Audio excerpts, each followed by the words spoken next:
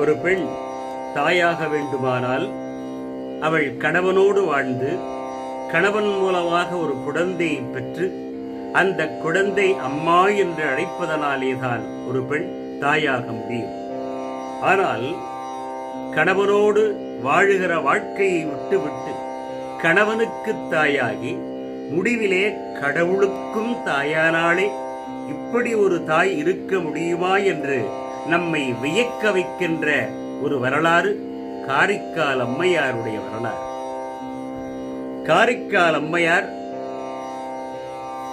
காரைக்கால் என்ற நகரத்திலே வணிகர் குலத்திலே தனதத்தன் என்ற ஒரு வணிகன் வாழ்ந்து வந்தான். அவன் செய்த தவத்தினால் மகாலட்சுமியே வந்து அவதாரம் செய்தார் போல புரிதவதி என்கிற பெண் குழந்தை பிறந்தார். இந்த புரிதவதிக்குத்தான் காரைக்கால் அம்மையார் என்று பெயர். புரிதவதி நாளொரு வேரி பொழுதொரு வண்ணமாக சிவபெருமானுடைய நாமத்தை சொல்லி வளர்ந்து வருகிறாள். அவ்வாறு அவள் வளர்ந்து வருகிற பொழுது சிவனடியார்களை சிவனுக்கும் மேலாக மதித்து சிவனடியார்கள் யாராவது வந்தால் அவர்களுக்கு என்ன தேவையோ அதை தெரிந்து கொடுப்பாள். தர்மம் என்று சொல்லுகிற பொழுது யார் யாருக்கு என்னென்ன தேவையோ அதை தெரிந்து கொடுப்பதுதான் தர்மம். உதாரணமாக ஒரு பள்ளி கட்டலாம்னு ஒருத்தர் வர்றார். அவருக்கு நான் ஒரு வகுப்பறையை கட்டித் தருகிறேன் என்று சொன்னால் அது தர்மம். ஒரு கோயிலை கட்டக்கூடிய அன்பர் வருகிறார், நான் கோயிலை கட்டப் போகிறேன், ஐயா உதவி செய்ய வேண்டும் என்று வருகிற பொழுது அந்த கோயிலுக்குரிய மதில் சுவற்றை நான் கட்டித் தருகிறேன் என்று சொன்னால் அது தர்மம். ஆனால் ஒருவர் வருகிறார், ஐயா நான் ஒரு அனாதை ஆசிரமம் ஆரம்பிக்கப் போகிறேன், ஐயா ஏதாவது உதவி செய்ய வேண்டும் என்று கேட்கிற பொழுது கவலையே பட வேண்டாம், மாசம் 10 அனாதையை அனுப்பிச்சு வைக்கிறேன் அப்படின்னு சொன்னா அது தர்மமாகாது. அனாதை இல்லாமையா உங்ககிட்ட வர்றான். யார் யாருக்கு என்ன தேவையோ அதை தெரிந்து கொடுப்பதுதான் தர்மம். சிவனடியார்கள் யாராவது வந்தாங்களா செம்பொன்னும் செழுமணியும் முத்தும் பவளமும் இந்த அம்மையார் பொருளாகவும் மற்றும் அன்னதானமாகவும் வழங்கி சிவனடியார்களை மகிழ்வித்தார்கள். இப்படி வாழ்ந்து வருகிற பொழுது இவருக்கு திருமண ஏற்பாடு நடக்கிறது. மணமகனுடைய பெயர் என்னன்னா பரமதத்தன். நிதிபதி என்ற வணிகனுடைய மகன் பரமதத்தன். அந்த பரமதத்தனுக்கும் இந்த புரிதவதிக்கும் எந்த வகையிலும் பொருத்தமில்லை. சேக்கிழார் குறிப்பிடுகிற பொழுது இவனை காளை என்று சொல்லி இந்த அம்மா மயில்னு சொல்றார். காளைக்கும் மயிலுக்கும் திருமணம் நடந்தாற் போல அந்த பரமதத்தனுக்கும் புரிதவதியாருக்கும் திருமணம் நடந்தது என்று குறிப்பிடுகிறார் சேக்கிழார். இந்த காளை மாடு இருக்கிறதே அது மண்ணில் மட்டும்தான் நடக்கும், விண்ணிலே நடக்காது. இந்த மயில் இருக்கிறதே அது மண்ணிலேயும் நடக்கும், விண்ணிலேயும் பறக்கும். ஆக புரிதவதியார் மண்ணுலக வாழ்க்கைக்கும் தகுதியானவர்கள், விண்ணுலக வாழ்க்கைக்கும் தகுதியானவர்கள். எனவே அந்த அம்மையாரை மயில் என்று குறிப்பிட்டார் சேக்கிழார். ஆனால் இந்த பரமதத்தன் இருக்கிறாரே அவன் மண்ணுலக வாழ்க்கைக்கு மட்டுமே தகுதியானவன். எனவே அவனை காளை என்று சொன்னார். ஆனா எப்படியோ பொருத்தமில்லாம ஒரு கல்யாணம் நடந்து முடிந்தது. களிமகிழ் சுற்றம் போற்ற கல்யாணம் நடந்தது. அப்படி கல்யாணம் நடந்து முடிந்த பிறகு ஆனால் இவனுக்கு கடவுள் பக்தி கிடையாது, மற்றவர்களுக்கு உதவி செய்ய வேண்டும் என்ற ஒப்புரவு என்கிற பண்பும் அவனிடத்திலே கிடையாது. ஆனால் மனைவி செய்யக்கூடிய அறங்களை ஒரு காலம் அவன் தடுத்தது கிடையாது. இல்லறம் நடந்து வருகிறது. சிவனடியார்களுக்கு செய்கிற தொண்டே ஆண்டவனுக்கு செய்யக்கூடிய தொண்டு என்ற நம்பிக்கையோடு அந்த அம்மையார் நல்லறத்தை நடத்தி வருகிறார்கள். அவ்வாறு நடத்தி வருகிற பொழுது சிவனடியார்கள் எல்லாம் அந்த புரிதவதியார் அளிக்கக்கூடிய அன்னத்தை தாயன்போடு அவள் பரிமாறுகிற விதத்தை கண்டு வியப்புற்று அவளை வாழ்த்து விட்டு செல்லுகிறார்கள். ஒரு நாள் சிவபெருமானுக்கு அந்த அம்மா கையால வாங்கி சாப்பிட வேண்டும் என்கிற ஆசை வந்தது. எனவே சிவனடியார் வேடத்திலே சிவபெருமானே வந்திருக்கிறார். மனைக்குள் புகுந்தார். புகுதல் என்பது வேறு, வருதல் என்பது வேறு, நுழைதல் என்பது வேறு. அதாவது வருதல் என்று சொன்னால் அனுமதியோடு உள்ளே வருவது, வரலாமா என்று கேட்டுக்கொண்டு உள்ளே வருவதற்கு வருதல் என்று பெயர். அனுமதி இல்லாம வர்றது, இந்த திறந்த வீட்டுல நாய் நுழையிற மாதிரிடுவாங்க, அது நுழைதல் பேரு.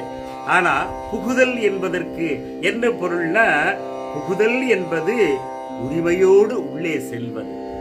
பத்திரிகை கொடுப்பா, புதுமனை புகுவிழா, பத்திரிகை கொடுத்த உடனே அந்த உரிமையிலே உள்ளே வருவான். அதுக்கு என்னன்னு பேரு? புகுதல் என்று பெயர். புதுமனை புகுவிழா.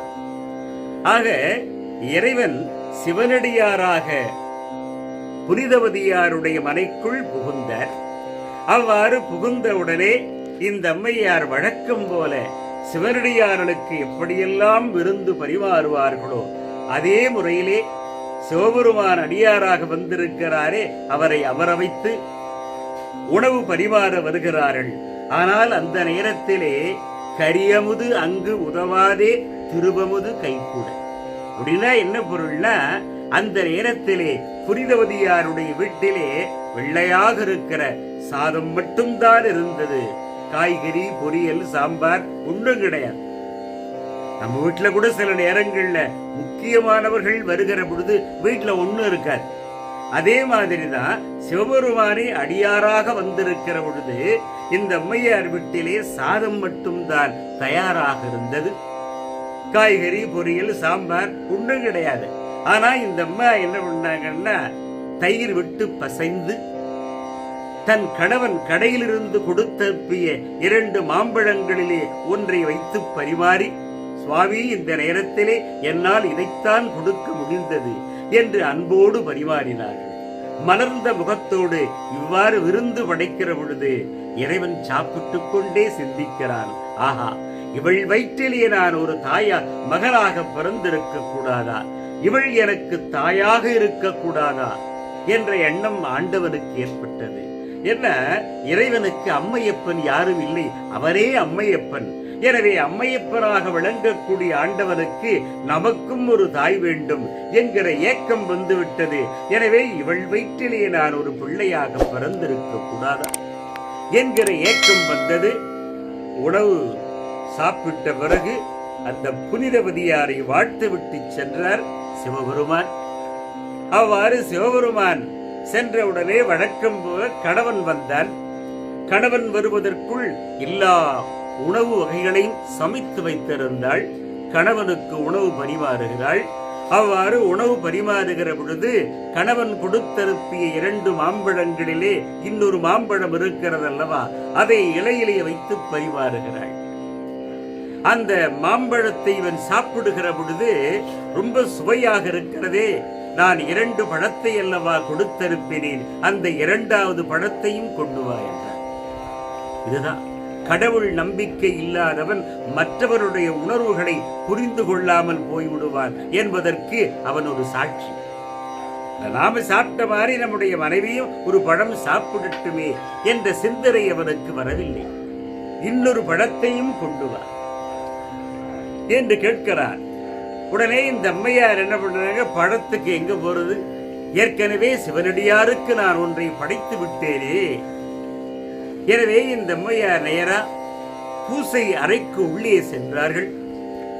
ஆண்டவனே, என்னுடைய கணவர் சாப்பிடுகிற நேரத்திலே பழத்தை கேட்கிறாரே, நான் எங்கே போவேன் என்று கண்ணீர் விட்டு கதறினார்கள். அப்பொழுது இறைவனுடைய அருளாலே அந்த அம்மா அவனுடைய கைகளிலே ஒரு பழம் வந்து விழுந்தது. அந்த பழத்தை கொண்டு வந்து கணவன் இலையிலே வைத்தாள். கணவன் என்ன பண்ற, அந்த பழத்தை சாப்பிடுகிறான். அவன் வியாபாரி அல்லவா, வணிகர் குலத்திலே பிறந்தவன் அல்லவா. எனவே பொருள்களின் தரம் அவனுக்கு தெரிந்தது. புனிதவதி, இது நான் கொடுத்த பழம் அல்ல, முதலிலே நான் சாப்பிட்டேனே அதுதான் நான் கொடுத்த பழம். ஆனால் 2வதாக நீ கொடுத்திருக்கிறாயே அது நான் கொடுத்த பழம் அல்ல, இது மிகவும் சுவையாக இருக்கிறது, இந்த பழம் நான் கொடுத்த பழம் அல்ல, இந்த பழம் எப்படி உனக்கு கிடைத்தது என்று கேட்கிறார். அப்படி கேட்கிற பொழுது இவள் உண்மையை சொல்லியாக வேண்டும். ஆனால் உண்மையை சொல்வதா வேண்டாமா? இறைவன் நிகழ்த்திய அற்புதங்களை வெளிப்படையாக சொல்வது குற்றம். ஆனால் கணவன் கேட்கிற பொழுது அதை மறைத்து பொய் சொல்லுவதும் குற்றம். தர்ம சங்கடமா போச்சு. தர்ம சங்கடம்னா இரண்டு தர்மங்கள் மோதுகிற பொழுது வருகிற சங்கடம் இருக்கிறதே, அதுதான் தர்ம சங்கடம். ஒருத்தர் சொன்னா, நான் திருப்பதிக்கு போறதா முடிவு பண்ணிருக்கிறேன், டிக்கெட் வாங்காம ட்ரெயின்ல போறதா பஸ்ல போறதா தர்ம சங்கடமா இருக்குதுன்னா ஒருத்தன். இது தர்ம சங்கடம் அல்ல, அதர்ம சங்கடம். எனவே இப்போ உண்மையை சொல்வதா? சொன்னால் இவன் நம்புவானா? வேறு வழி இல்லை. கணவனுக்கு மறைத்து ஒரு வாழ்க்கை ஒரு மனைவி வாழக்கூடாது. எனவே இந்த அம்மையார், சுவாமி நீங்கள் இல்லாத பொழுது சிவனடியார் ஒருவர் வந்தார், அவருக்கு ஒரு படத்தை நான் படைத்து விட்டேன். ஆனால் இப்பொழுது நீங்கள் இரண்டாவதாக ஒரு படத்தை கேட்ட பொழுது நான் இறைவனிடத்திலே போய் அழுதேன், தொழுதேன். அவருடைய அருளால் இந்த பழம் வந்தது. இது நீங்கள் கொடுத்த பழம் அல்ல, இறைவன் அருளால் வந்த பழம் என்றாள் புரிந்தவர். இவனுக்கு நம்பிக்கை வரவில்லை. என கடவுள் நம்பிக்கை இல்லாதவன். நீ பொய் சொல்லுகிறாய். இல்லைங்க, உங்களுக்கு மறைத்து ஒரு வாழ்க்கையை வாழ்வதற்கு நான் தயாராக இல்லை. உண்மையிலே இது இறைவன் அருளால் வந்த பழம் என்ற உண்மையை சொல்லுகிறாள். உடனே அவன் பார்த்தான். சரி, நீ சொல்வது உண்மையானால் மீண்டும் என் கண்டெதிரிலேயே ஒரு பழத்தை நீ வரவழைத்து காட்டு என்று சொன்னார். உடனே இந்த அம்மையார் வேறு வழியில்லை, கணவனுக்கு என் மீது நம்பிக்கை வர வேண்டுமானால் ஆண்டவனே நீ மீண்டும் இன்னொரு பழத்தை தர வேண்டும் என்று மறுபடியும் ஆண்டவனை தொழுது அழுதாள். அந்த இடத்திலே இறைவன் இரண்டாவதாக ஒரு பழத்தை கொடுத்தார். அந்த இரண்டாவதாக இறைவன் தந்த மாம்பழத்தை கொண்டு போய் கணவன் இலையிலே பரிமாறினாள். பரிமாறுகிற பொழுது அவன் சாப்பிடலாம் என்ற ஆசையிலே அந்த பழத்தை தொட்டான். தொட்டவுடனே பழம் மறைந்து விட்டது. ஆண்டவனுக்கு ஒரு கணக்கு இருக்கிறது. அவன் ஒரு பழத்தைத்தானே சாப்பிட்டான், அதற்கு ஒரு பழத்தை கொடுத்து விட்டான். இரண்டாவதாக கொடுத்த பழத்தை சாப்பிடுகிற தகுதி அவனுக்கு கிடையாது. எனவே ஆண்டவன் இரண்டாவதாக தான் தந்த பழத்தை மறைத்து விட்டான். அப்பதான் மனைவியை பார்க்கிறார். புரிதவதியாரை பார்க்கிற பொழுது அவனுக்கு நடுக்கம் வந்து விட்டது, அச்சம் தோன்றியது. இவள் நம்முடைய மனைவி அல்ல, இவள் தெய்வம். இவள் நினைத்தால் பழம் வருகிறதே, இவள் என் குல தெய்வமாயிற்றே. இவளை போய் நான் இத்தனை நாள் மனைவியாக நடத்தினேனே, நான் செய்தது மிகப்பெரிய தவறு. எனவே இனிமேல் நான் இவளோடு வாழக்கூடாது என்று முடிவெடுத்தார். உடனே கை கழுவினார். அவன் உணவை மட்டுமா கை கழுவினான், அவளையும் சேர்த்து கை கழுவினான். அதன் பிறகு அங்கிருந்து சொல்லாமல் புறப்பட்டான். பாண்டி நாட்டு கடற்கரை பகுதிக்கு சென்றான். அங்கே வேறு ஒரு பெண்ணை மணந்து கொண்டான்.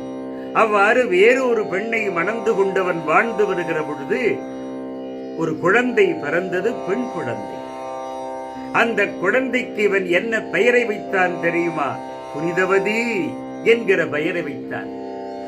தன் முதல் மனைவியினுடைய பெயரை தன் இரண்டாவது மனைவிக்கு பிறந்த பெண் குழந்தைக்கு இவன் வைத்தான். அப்படின்னா என்ன பொருள்? இவன் முதல் மனைவியை தாயாக எண்ணிவிட்டான் என்று பொருள். என பழைய காலத்திலெல்லாம் ஒருவன் தனக்கு பெண் குழந்தை பிறந்தால் தன் தாயினுடைய பெயரை வைத்து விடுவான். தனக்கு ஒரு ஆண் குழந்தை பிறந்தால் தன் தந்தையினுடைய பெயரை வைத்து விடுவான். இதுதான் பழங்கால மரபு.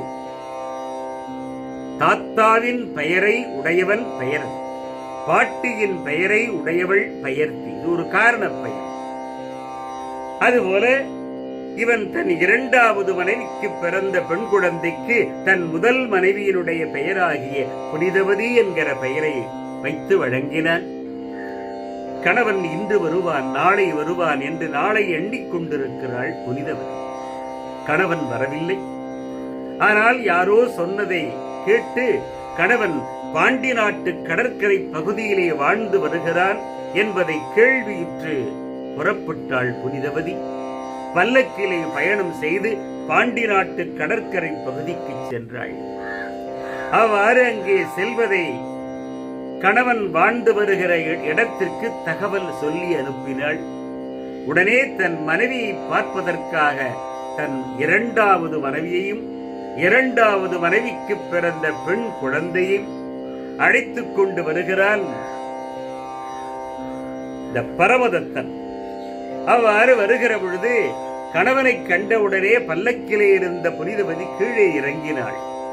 கணவனுடைய காலடியிலே விழுந்து வணங்கி அவனோடு சேர்ந்து வாழ வேண்டும் என்ற ஆசையிலே வந்து கொண்டிருக்கிறாள். அந்த நேரத்திலே இந்த பரமதத்தன் என்ன பண்றா, அப்படியே ஓடி வந்தான். ஓடி வந்து புனிதவதியினுடைய பாதங்களிலே விழுந்து அம்மா என்று அழைத்தான். இவனோடு சேர்ந்து வாழலாம் என்ற ஆசையிலே வந்திருக்கிற புனிதவதிக்கு அவன் சொன்ன வார்த்தை இடியாக இறங்கியது. சொல்றான், அம்மா பக்கத்தில் இருக்கிறாளே இவள்தான் என்னுடைய இரண்டாவது மனைவி. அதற்கு பக்கத்திலே இருக்கிறாளே குழந்தை, அவள்தான் என் இரண்டாவது மனைவிக்கு பிறந்த பெண் குழந்தை. அவளுக்கு நான் என்ன பெயரை சூட்டி இருக்கிறேன் தெரியுமா? உனது பெயரை சூட்டி இருக்கிறேன் அம்மா. எனவே உனது பெயரை என் இரண்டாவது மனைவிக்கு பிறந்த பெண் குழந்தைக்கு நான் வைத்திருப்பதன் காரணம் உன்னை நான் தாயாக நினைத்து விட்டேன் என்று தாய் என்ற முறையிலே தாரத்தை வழங்கினார். அப்பதான் பார்த்தார், எப்பொழுது நம்முடைய கணவன் நம்மை வெறுத்து விட்டானோ, எப்பொழுது கணவன் என்னை தாயாக நினைத்து விட்டானோ, இனிமேல் என்னால் அவனோடு சேர்ந்து வாழ முடியாது. கணவனுக்கு பயன்படாத அழகு உடல் எனக்கு தேவையில்லை. இறைவனே, நான் பேயாக மாற வேண்டும். என் உடம்பிலே இருக்கிற சதைகள் எல்லாம் அற்று எலும்பு உருவமாக நான் பேயாக மாற வேண்டும் என்று ஆண்டவனை தொழுது வேண்டினாள். உடனே பேய் வடிவம் வந்து விட்டது. என்பு வடிவாக இருந்தாலும் அன்பு வடிவமாக அவள் இந்த உலகத்திலே இருக்கிற சிவத்தலங்கள் அத்தனையும் சென்று வணங்கினாள். திரு இரட்டை மணிமாலை, அற்புத திருவந்தாதி போன்ற அருமையான நூல்களை எல்லாம் அவள் பாடி தொழுதாள். அதன் பிறகு இந்த பூலோகத்திலே இருக்கிற எல்லா கோவில் குளங்களையும் கண்டு தரிசித்த அந்த புனிதவதியார் இறுதியாக கைலாய மலைக்கு சென்று அங்கே முக்கண் முதல்வனாக விற்றிருக்கக்கூடிய அந்த இறைவனை தொட வேண்டும் என்ற ஆசையிலே கைலாய மலை அடிவாரத்திற்கு சென்றாள். அவ்வாறு கைலாய மலை அடிவாரத்திற்கு செல்லுகிற பொழுது இந்த மலையை நாம் கால்களால் மிதிக்க கூடாது. எத்தனையோ சிவனடியார்கள் பாதமெல்லாம் பட்ட இந்த மலை மீது நம்முடைய பாதங்களை வைக்கக்கூடாது என்று அந்த அம்மையார் என்ன செய்தார்கள், தலையால் நடந்து கைலாய மலையை கடக்க முடிவெடுத்தார்கள். இப்ப யாராவது தலையால் நடக்க முடியுமா? அது ஒரு பெண் தலையால் நடந்து கைலாய மலைக்கு ஏறி கடவுளை காண முடியுமா? அவ தலையால் நடந்தார்கள் என்று சொன்னால் அதற்கு என்ன பொருள்? அவ தலைகீழா தலையால் நடந்தாள் என்று பொருள் கொள்ளக்கூடாது. தலை நடையாக சென்றாள் என்று சொன்னால் தலை என்பது தலைக்குள்ளே இருக்கிற அறிவை குறிக்கும். எனவே இவள் தலைக்குள்ளே இருக்கிற அறிவு சொல்லுகிறபடி இவள் நடக்க ஆரம்பித்தாள். தலை என்பது ஆகு பெயராக தலைக்குள்ளே இருக்கிற அறிவை குறிக்கிறது. எனவே தலைக்குள்ளே இருக்கிற அறிவு சொல்லுகிறபடி இவள் ஆண்டவனை அடைய வேண்டும் என்று தலை சிறந்த நடையாக அந்த அம்மையார் மலையை கடந்து செல்லுகிறார்கள். அன்பே உருவாக என்பு வடிவமாக இந்த அம்மையார் நடந்து வருகிற பொழுது மேலே பார்வதியும் பரமசிவனும் பார்த்து கொண்டிருக்கிறார்கள். ஏற்கனவே இவளை நாம் தாயாக அடைய வேண்டும் என்ற எண்ணம் சிவபெருமானுக்கு வந்துவிட்டது. அந்த நேரத்திலே பக்கத்திலே இருக்கிற பார்வதி, சுவாமி என்பு வடிவமாக அன்பே உருவாக அதோ வருகிறார்களே, அவர்கள் யார் என்று கேட்கிறார் பார்வதி. உடனே சிவபெருமான் பார்த்தார், இவர் புனிதவதியாரை தாயாக ஏற்றுக்கொள்ளலாம் என்று ஏற்கனவே முடிவெடுத்து விட்டார். ஆனா பக்கத்திலே இருக்கிற பார்வதிக்கும் தாய் தந்தை இல்லையே. அவளுக்கும் தனக்கு ஒரு தாய் தந்தை வேண்டும் என்கிற ஏக்கம் நம்மை போல அவளுக்கும் இருக்காதா? எனவே அந்த புனிதவதியார் வருகிற பொழுது அந்த அம்மையாரை சுட்டி காட்டி, பார்வதி, இவள் யார் தெரியுமா? நம்மை பேணும் அம்மைகாள். இவ எனக்கு மட்டும் தாய் அல்ல, உனக்கும் தாய். நம்மை பேணும் அம்மைகாள். இவள் எனக்கும் உனக்கும் தாய் என்று சொல்ல பார்வதியும் மகிழ்ந்தாள், பரமசிவனும் மகிழ்ந்தார். அந்த அம்மையார் நெருங்கி வர வர அந்த இறைவனுடைய திருக்கோலத்தை கண்டு கழித்து மகிழ்ந்து உருகி பாடினார்கள். அம்மா, ரொம்ப நாளைக்கு அப்புறம் வந்திருக்கிறேம்மா, உனக்கு என்ன வேண்டும் என்று கேட்கிற பொழுது, இறைவா, நான் உன்னை கண்டுவிட்ட பிறகு நான் எதை கேட்பது? இந்த உலகத்திலே பிறவாமை வேண்டும். இந்த உலகத்துல பிறவாத நிலை வேண்டும்னா பிறவி பெருங்கடல் நீந்துவார் இறைவன் அடி சேரார். எனவே இறைவனுடைய திருவடியை யார் பற்றுகிறாரோ அவனுக்குத்தான் இறைவனுடைய உயர்ந்த நிலை கிடைக்கும். பிறவி பெருங்கடலை அவனால் தான் கடக்க முடியும். எனவே பிறவி பெருங்கடலை கடக்க வேண்டும்னா இறைவனுடைய திருவடியை பற்ற வேண்டும். எனவே இறைவனுடைய திருவடிகளை பற்ற வேண்டும் என்று வந்திருக்கிற அம்மையார், இறைவனே, இந்த உலகத்திலே உன் திருவடியை தொடுவதே என்னுடைய பணி. எனவே எனக்கு பிறவாத வரம் வேண்டும் என்று கேட்டார்கள். ஆகட்டும் என்றார் சிவபெருமான். ஆனா அடுத்த கணமே இந்த அம்மையாருக்கு ஒரு சிந்தனை வந்தது. என்னன்னா, பிறவாமை வேண்டும் நான் கேட்டுட்டனே, ஆனா அந்த தகுதி எனக்கு இருக்கிறதா இல்லையா என்று எனக்கு தெரியவில்லை.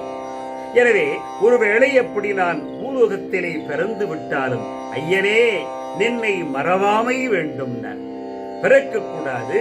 அப்படியே நான் பிறந்து விட்டாலும் உன்னை நான் மறக்க கூடாது. இந்த 2 வரங்களை கேட்ட பிறகு மூன்றாவதாக ஒரு வரத்தை கேட்டார்கள்.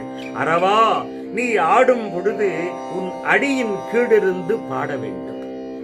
நீ நடனமாடுகிற பொழுது உன் பாதத்திற்கு அடியிலே நான் அமர்ந்து பாட வேண்டும். என் பாட்டுக்கு நீ ஆட வேண்டும். எனவே இதையும் தர வேண்டும். ஆக பிறவாமை வேண்டும், பிறந்தால் உன்னை மறவாமை வேண்டும். அரவா, உன் அடியின் கீழிருந்து நான் பாட வேண்டும். இந்த 3 வரங்களை கேட்டால் 3ஐயும் தருவதாக காரைக்கால் அம்மையாருக்கு வாக்களித்து விட்டான் பரம்பொருள். புனிதவதி, இனிமேல் உன்னை புனிதவதி என்று நான் அழைக்க மாட்டேன். என என்னுடைய தாய் நீ. எனவே காரைக்கால் அம்மையே, காரைக்கால் அம்மையே, காரைக்கால் அம்மையே என்று 3 முறை அந்த அம்மையாரை அழைத்து, நீ திருவாலங்காட்டிலே நான் நடனமாடுகிற பொழுது என் திருவடி கீழே இருந்து நீ பாட வேண்டும். உன் பாட்டுக்கு நான் ஆடுகிறேன் என்று சொன்னார். அவ்வாறே புனிதவதியார் திருவாலங்காட்டிலே இறைவன் நடனமாடுகிற பொழுது அவருடைய பாதங்களுக்கு பக்கத்திலே அமர்ந்து அருமையான பாடல்களை பாட, அந்த பாடல்களுக்கெல்லாம் இறைவன் நடனமாடிக் கொண்டிருக்கிறார். ஆக இந்த அம்மையார் வாழ்க்கையிலே ஒன்றை நாம் புரிந்து கொள்ள வேண்டும். என்ன அப்படின்னா, உலகத்திலே சிறந்த விருந்தோம்புகின்ற பண்பினை எந்த பெண் பெற்றிருக்கிறாளோ அந்த பெண்ணை ஆண்டவனே தாயாக ஏற்றுக்கொள்வார். இரண்டாவதாக, நாம் கால்நடைகளாகவே பல பேர் இந்த உலகத்திலே வாழ்ந்து வருவதை பார்க்கிறோம். கால்நடைன்னா ஆடு, மாடு, கோழி, இதுக்குதான் கால்நடையின் பேர். ஏன் இதுக்கு கால்நடையின் பேரு? கால்களால் நடக்கின்றன, எனவே கால்நடை. அப்படின்னா நாம என்ன தலையிலேயே நடக்கிறோம்? நாமும் காலில் தான் நடக்கிறோம். நாம் கால்களில் நடக்கிறோம். ஆனால் ஒன்றை புரிந்து கொள்ள வேண்டும், மனிதன் கருத்தால் நடக்கிறான், கால் அவனுக்கு கருவி. எனவே மனிதன் தலைக்குள்ளே இருக்கிற அறிவு சொல்லுகிறபடி அவன் நடக்கிறான்.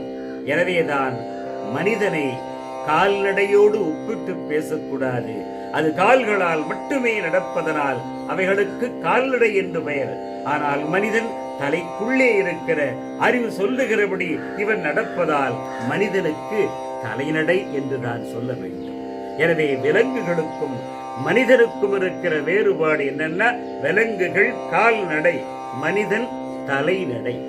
எனது ஏனாவும் தலைநடையாக வாழ்ந்து காரைக்கால் அம்மையாரைப் போல நாம் இறைவனுடைய திருவடிகளைப் பற்றி அவருடைய பாதத்திற்கு நெருக்கமானவர்களாக மாற வேண்டும் என்று சொல்லி இந்த சிற்றுரையை முடித்துக் கொள்ளுகிறேன். நன்றி, வணக்கம்.